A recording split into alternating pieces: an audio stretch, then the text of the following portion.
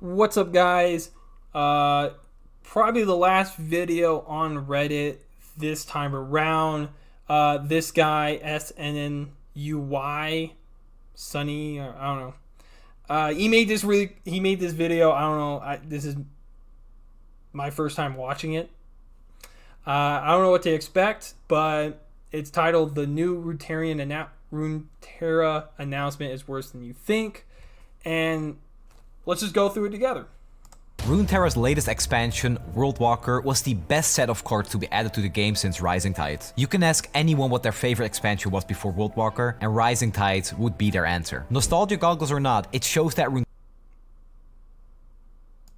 has had a hard time living up to the standard they set back in April of 2020 when the game launched. Jhin, Annie, Bard, Illaoi, and most importantly, the support for older archetypes made the game so incredibly fun to play once again. Sure, some cards could use some nerfs, but the deck diversity is at an all-time high. So that makes the title of this video pretty rough to talk about. Card games in general have been on the decline for years now. Nothing is really able to live up to the enormous hype that Hearthstone brought to the scene back in 2014. Before that, League of Legends ruled Twitch and didn't really have any other game coming even close to matching them in viewership. But Hearthstone was the first real rival. It even got so bad that Riot decided to ban League Pro players from streaming competitor games. But nothing lasts forever. And at this point, Hearthstone has been declared dead at least 50 times, and somehow they are still chugging along. And sure, it's definitely not as much as it one day was, but they are still releasing new cards and new game modes almost monthly. And if we go back to Runeterra, we've also been declared dead at least a few times. But something happened a few days ago that actually scared me. In 2020, Runeterra focused on the game launch. In 2021, they focused on exploration with new game modes. And in 2022, we got the news that Path of Champions was played more by players than all other game modes combined. This led to Riot shifting their focus to giving more.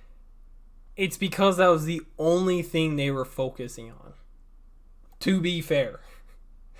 Those stats are very skewed. It's like you put all your time into one thing and everyone's playing it.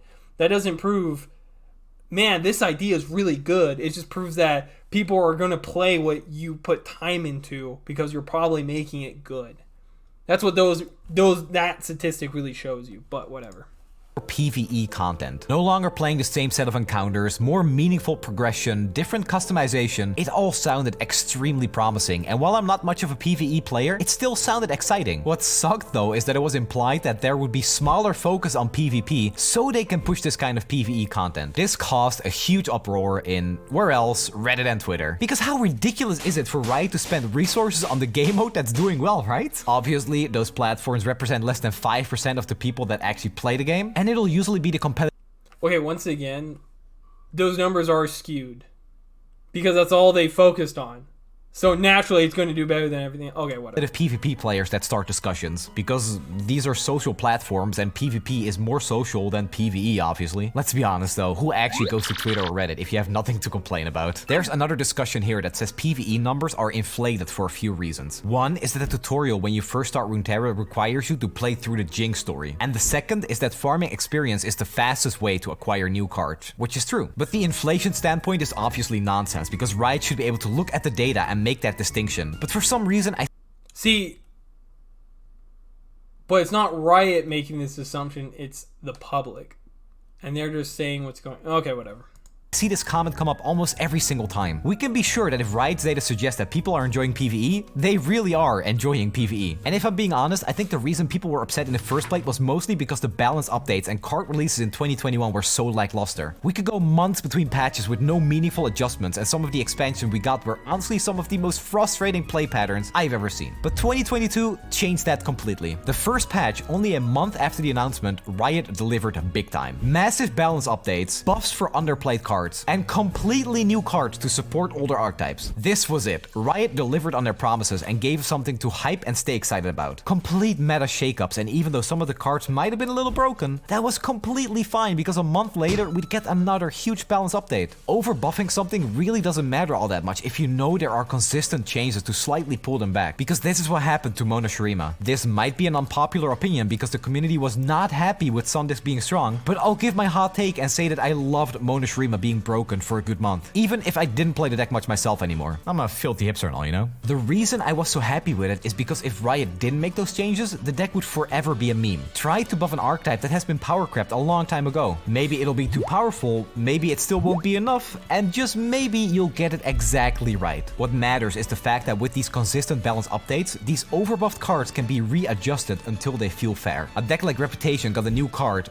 buffs to multiple cards in the archetype, and an expansion later, cards were added that slot right into the deck list. This felt right. This is the game I loved, and the increased amount of attention we got meant we were playing with new viable decks every single month. The variety of decks have never been higher either. You guys might have seen some of my collabs with Raran, and if you haven't, make sure to check them out. A Hearthstone content creator that recently started getting involved with some Runeterra. He did a stream a few days ago where he streamed Runeterra for the first time, and he played against meta decks every single game, with the exception of playing against Bard Z twice in 11 matches total. The top of the ladder is of course different because there's always going to be that one deck that is slightly better for climbing than the rest, but overall there are still multiple viable decks. Worldwalker was amazing and probably some of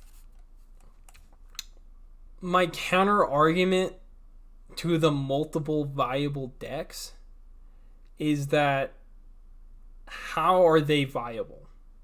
Just food for thought. Just food for thought.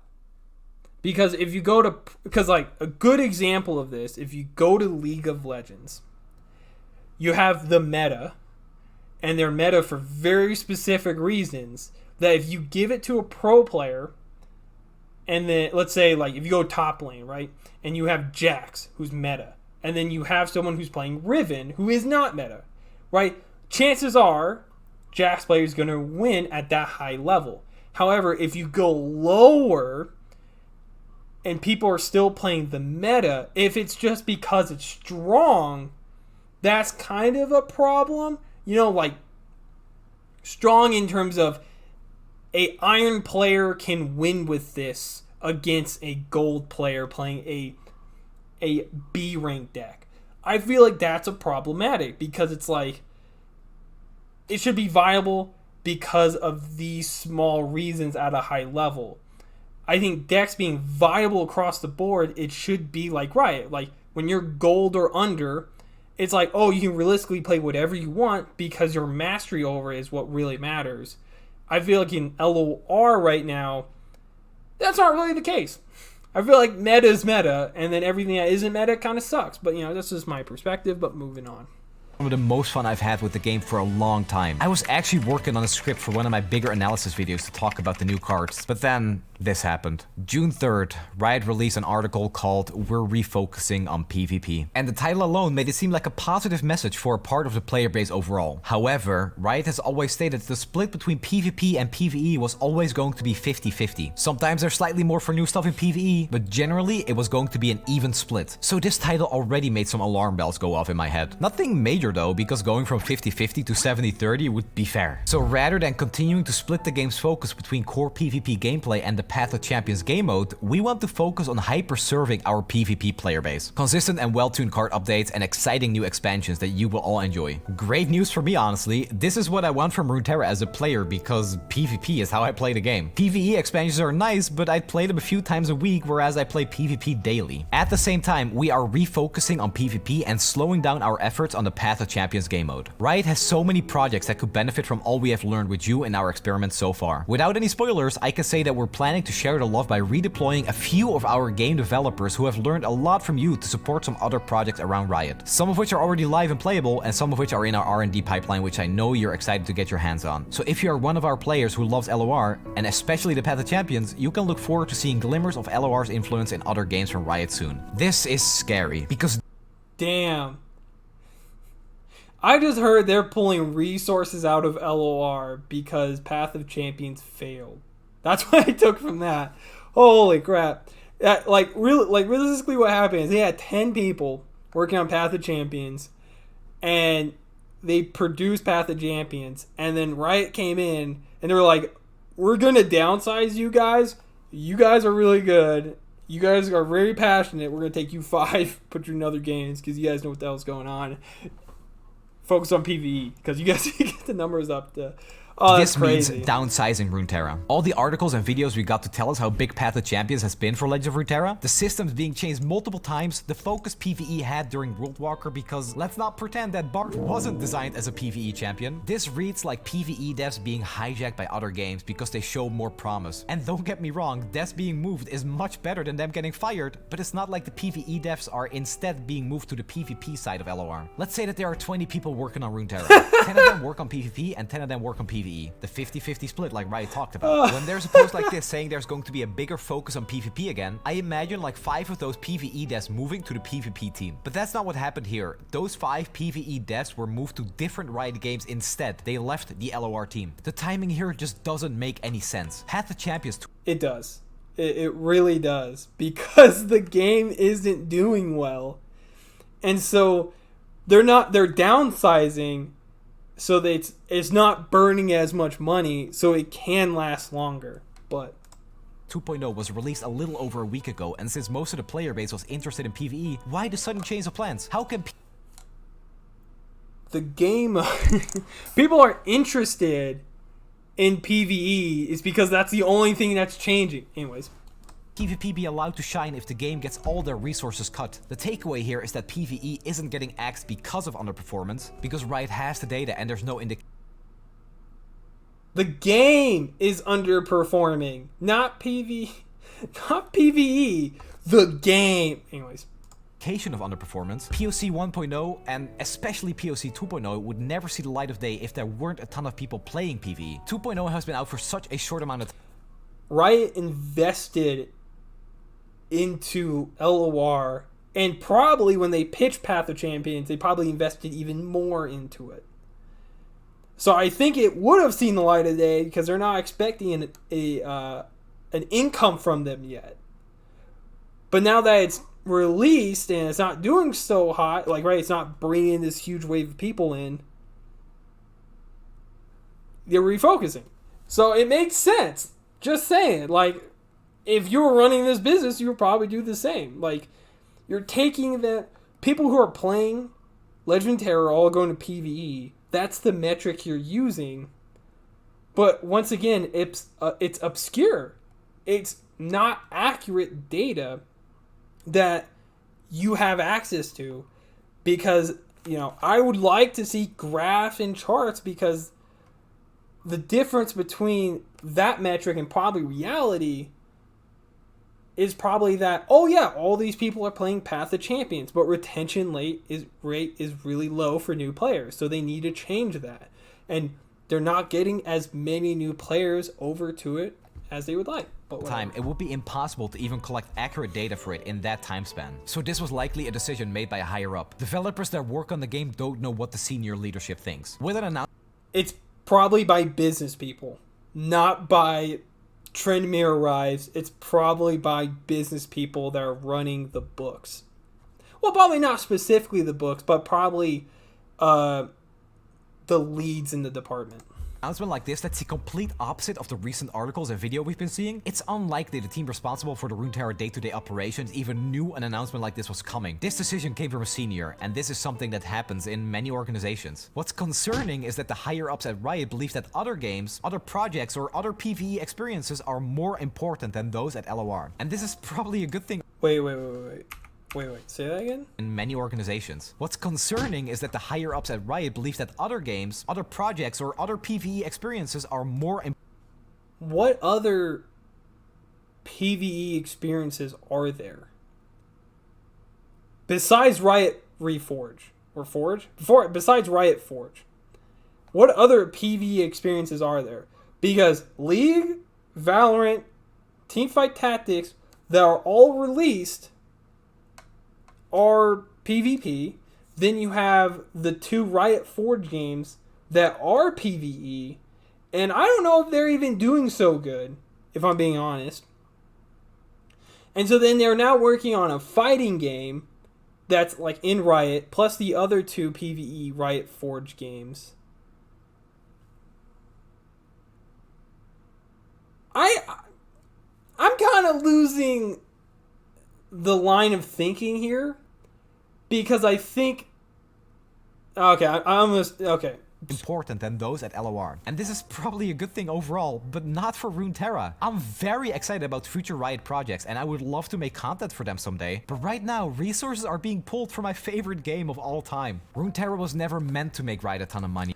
This is your favorite game of all time. Holy crap, bro. Holy crap.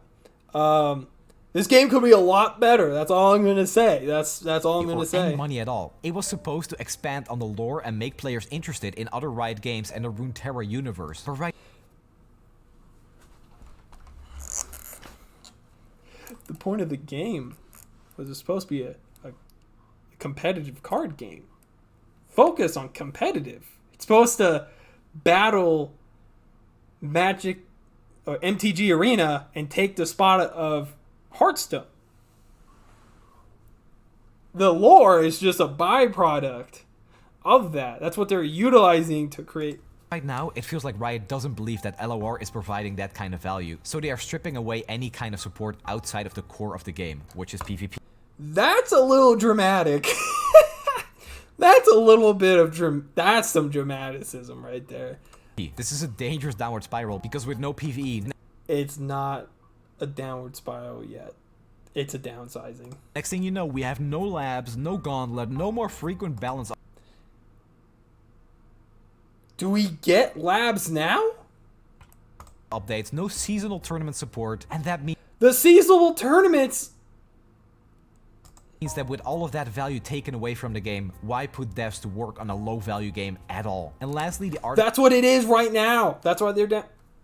Talks about refocusing on PvP, but doesn't actually mention any additional investment into PvP. Blaze of Runeterra is underperforming based on the expectations of somebody.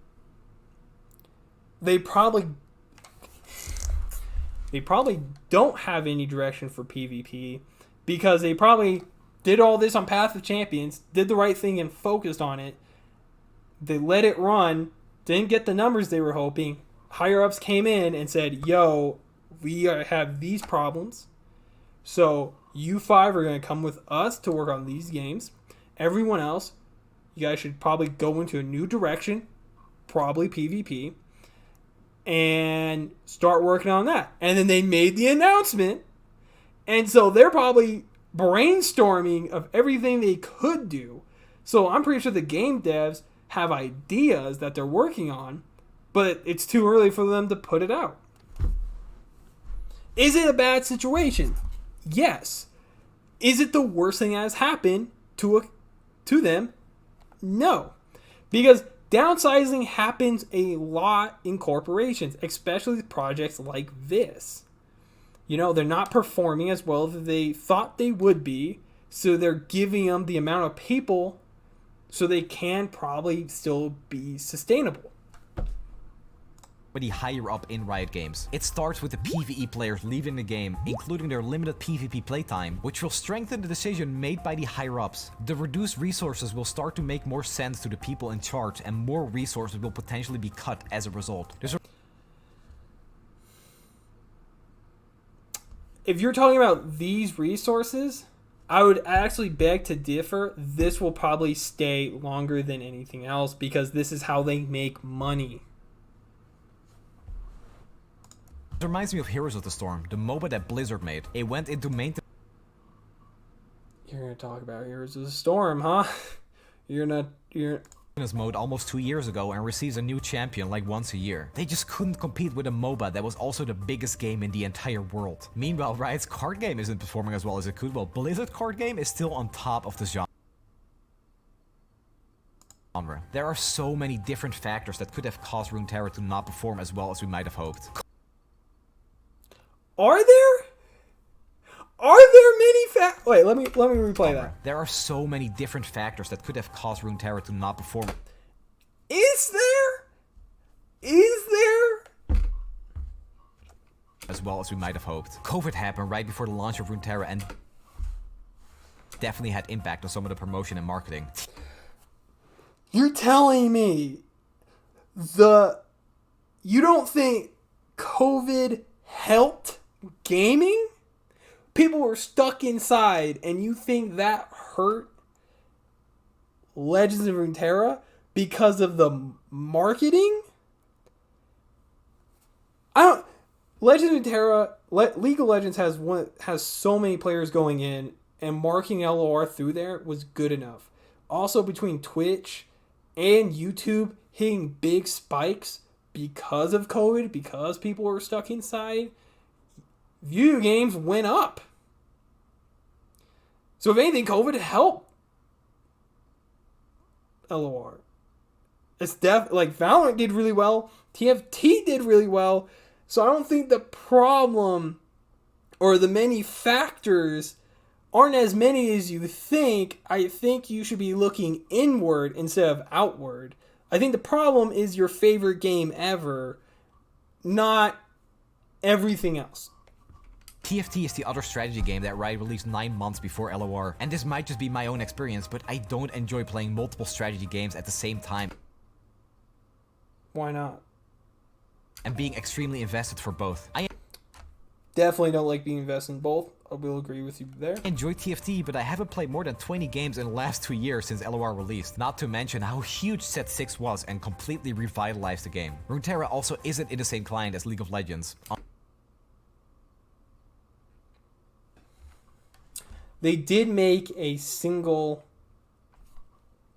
client so you can choose. So they did do that. I don't think it's very successful, but they did that.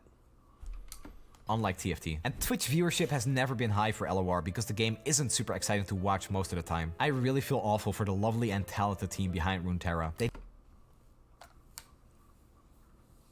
No, I'm not going to comment on that. didn't ask for this, and I'm truly praying that things aren't as bad as they might seem. We meme about, oh, this is another doomsaying poster video, and I really hope that's all this is. I made this video by doing research since the post was made, and because my business brain was triggered, so I hope Your business brain was triggered. I'm reacting to this. Okay, whatever. I didn't miss too many points and that my concern will mean something to you all watching. Virtual card games have struggled balancing their ambition against resources and the amount of people playing. And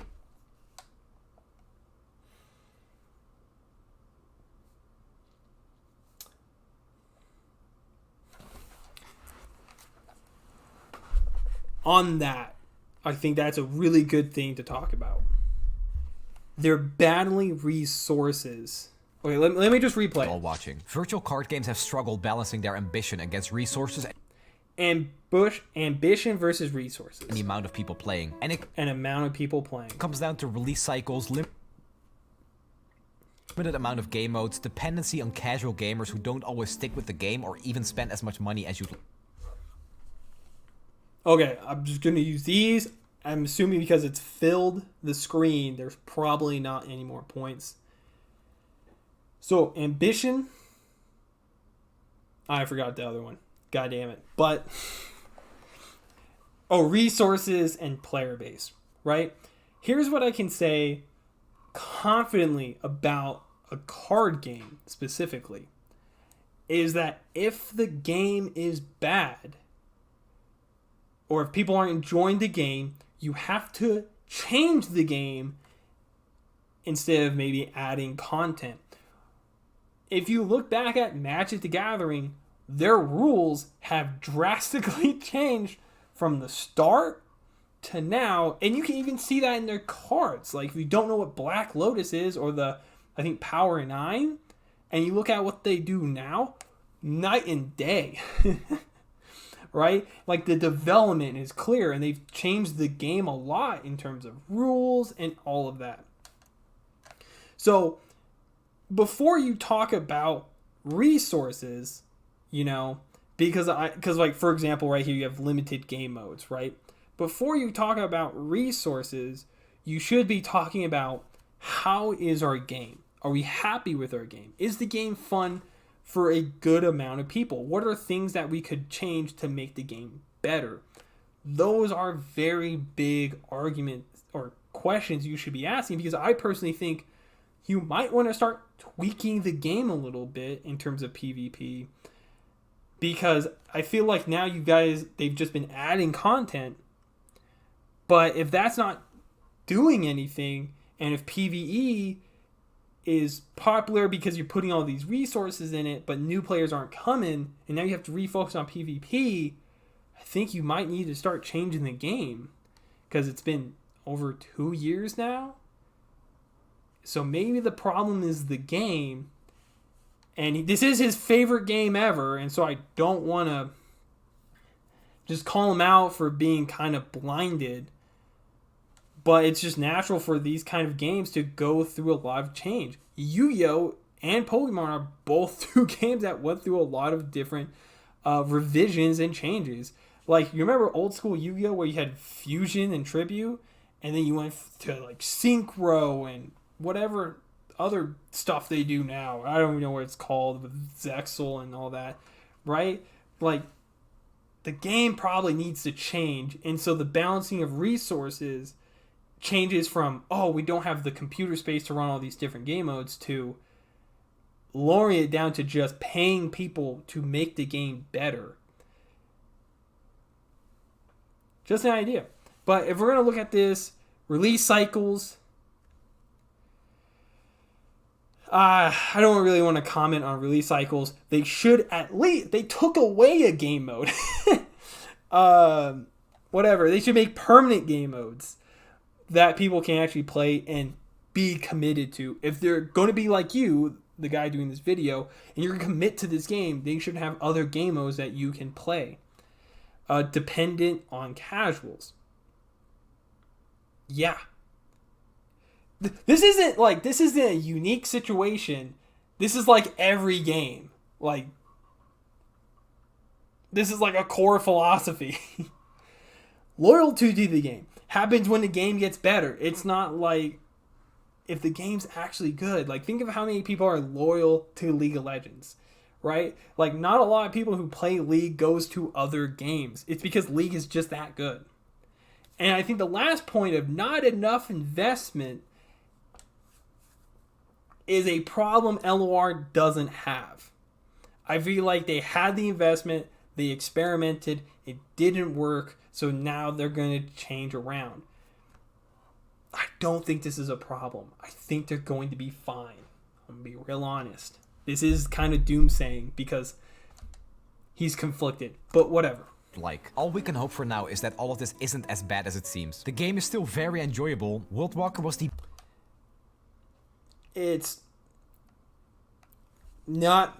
I'm not going to... best expansion I've ever witnessed, especially that reveal stream with Jin. Absolute masterpiece. And the game can still be enjoyable in the future too, with the resources that are perhaps better managed. All of the other projects Riot has in the works for us might give us more exciting games to play, but right now, I'm just worried about not just this card game, but the game that shaped who I am as a person. This game has been out for 2 years. How has it shaped you as a person? Holy crap. So dramatic. I don't know, I guess. I don't know. Jeez. My goodness. I thought I was being dramatic on my other videos. Holy crap. Yeah, we're just going to leave it there. I think I've gave my opinion enough. I don't think I'm going to look at the actual post because I feel like there's not a lot to talk about moving forward. So I'll just leave it there. Catch you guys later. Comment below what you guys think about this whole situation also, if you're still around. Peace.